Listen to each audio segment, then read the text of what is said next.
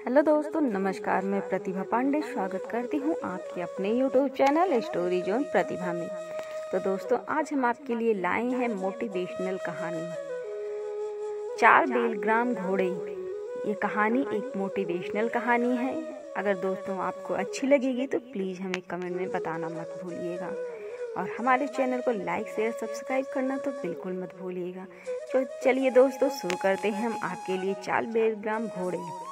हम सबने जीवन में कई कठिनाइयाँ सुनी, पढ़ी या देखी होगी। इनमें से कुछ एक कहानियाँ ऐसी होती हैं जो हमारे मन में गहरी छाप छोड़ जाती हैं। आज मैं आपके समक्ष ऐसी ही एक मोटिवेशनल हिंदी स्टोरी लाई हूँ जो आपको मोटिवेट तो करेगी ही, साथ में आपको अपने आप को इम्प्रूव करने का रास्ता भी बताएगी। बस आपको इस कहानी को पूरा सुनना होगा। तो दोस्तों, शुरू करते हैं कहानी। राजा के पास कोई और विकल्प था नहीं। कोई भी ट्रेनर आज तक घोड़ों को टर्न करने में सफल नहीं हो पाया था, और अब तो नए ट्रेनर्स भी आने बंद हो गए थे। राजा ने युवा ट्रेनर की सारी शर्तें मान ली और घोड़े उसे सौंप दिए। युवा ट्रेनर अगले दिन से ही एक बड़े से बाड़े में इन घोड़ों को लेकर गया और वहां सबको खुला छोड़ दिया। ट्रेनर बाड़े के किनारे किनारे पे दौड़ने लगा। फिर दौड़ते दौड़ते थकने के बाद यह युवा ट्रेनर वही बाड़े में लेट गया। वहां से उठने के बाद उसने खुद ही घोड़ों को चारा खिलाया और पानी पिलाया। इन सब प्रक्रिया के दौरान उसने घोड़ों को नहीं बांधा था। अगले दिन भी ट्रेनर ने वही सारा काम दोहराया जो उसने पहले दिन किया था। यह काम उसका नित्य क्रम बन गया। वह घोड़ों को बाड़ों में खुला छोड़ देता, उन्हें घास चरा खिलाता और बाड़ों के किनारे किनारे दौड़ाता रहता। धीरे धीरे चारों घोड़े भी उस ट्रेनर के पीछे पीछे दौड़ना शुरू कर देते।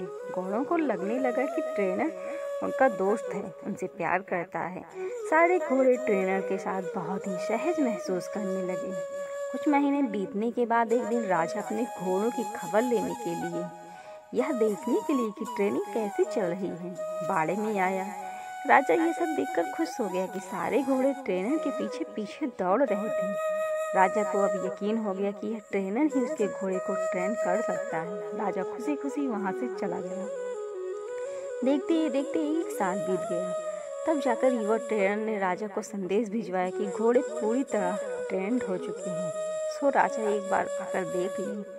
राजा की हाजिरी में युवा ट्रेनर ने एक के बाद एक सभी घोड़ों की सवारी की और उन्हें मनचाही जगह पर ले जाकर दिखाया। राजा यह देखकर बहुत खुश हो गया। राजा ने युवा ट्रेनर से पूछा कि मुझे तुम बताओ कि तुमने ये कैसे किया।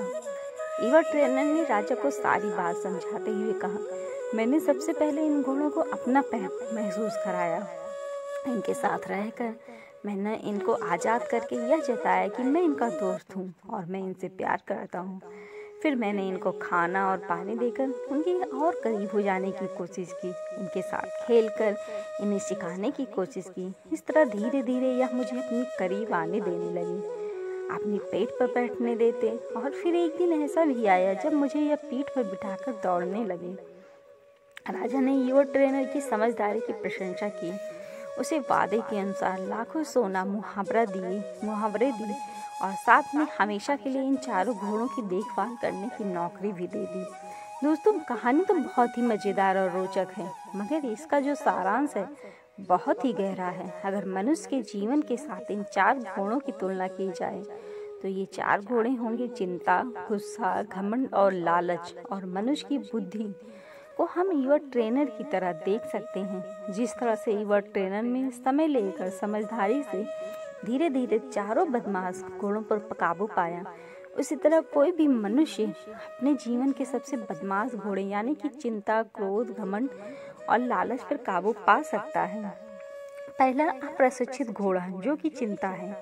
हमारी बुद्धि को यह समझाना होगा कि चिंता बुरी होती है और चिंतन फायदेमंद होता है।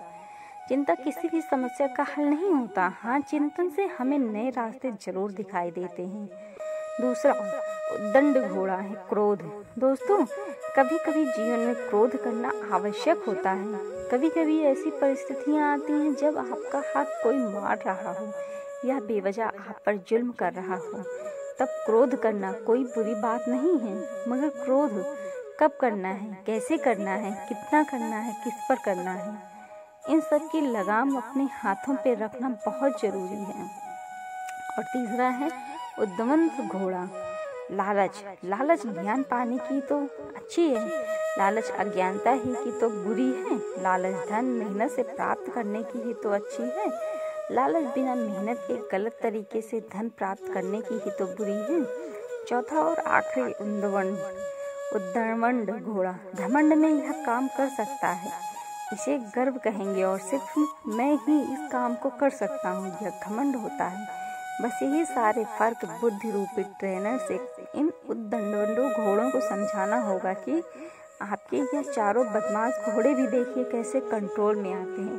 तो दोस्तों, आपको हमारी यह मोटिवेशनल कहानी कैसी लगी आप कमेंट में हमें ज़रूर बताइएगा, और अगर अच्छी लगी हो तो अपने दोस्तों में भी शेयर करिएगा, और हमारे चैनल को लाइक शेयर सब्सक्राइब करना तो बिल्कुल मत भूलिएगा, और लास्ट में बेल आइकन जरूर दबाइएगा। धन्यवाद दोस्तों।